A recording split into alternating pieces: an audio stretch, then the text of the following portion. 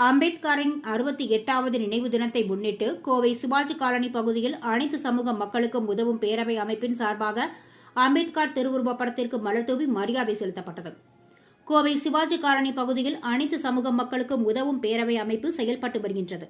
இந்த அமைப்பின் நிறுவன தலைவராக வழக்கறிஞரும் சமூக ஆர்வலருமான புஷ்பானந்தம் இருந்து வருகின்றார்.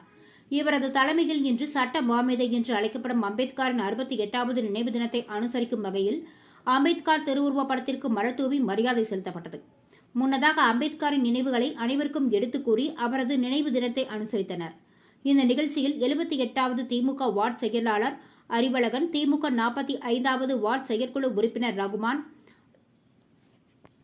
திமுக உறுப்பினர் ரகமத் நிஷா, 78வது திமுக வார்டு பிரதிநிதி சரவணன், வழக்கறிஞர் குமாஸ்தாக்கள் செல்வராஜ், திவ்யா, ஜமுனா, லட்சுமி, ஜபா, வர்ஷா, வர்ஷினி, மோகன், ராஜா, சித்த மருத்துவர் ரகுபதி, சிவாஜி காலனி குடியிருப்போர் நலசங்க தலைவர் லயன், டாக்டர் நடராஜன், சாரல் அமுதம் அறக்கட்டளையின் நிறுவனர் ராஜி, சிங்காநல்லூர் அதிமுக கோபால், பைனான்சியர் சபரி, சட்டக்கல்லூரி மாணவர் சரவணகுமார், துரை அருள்தாஸ், அனைத்து கிறிஸ்தவ மக்கள் ஒருங்கிணைப்பு நல மையத்தின் நிறுவன தலைவர் ஸ்டீபன் ராஜ், கரோலின் விமலா ராணி, ஸ்ரீ பாபா அறக்கட்டளை கனகராஜ், கிருபா, சந்திரசேகர், கால பைரவி அறக்கட்டளை லட்சுமி சீனிவாசன், தடாகம் மீனாட்சி, ராஜா பேக்கரி கனகராஜ், ஞானையன், முத்துக்குமரன், ராதாகிருஷ்ணன், விஜயகுமார் என பலரும் கலந்து கொண்டு அம்பேத்கர் திருவுருவப் படத்திற்கு மலர் தூவி மரியாதை செலுத்தினர் என்பது குறிப்பிடத்தக்கது.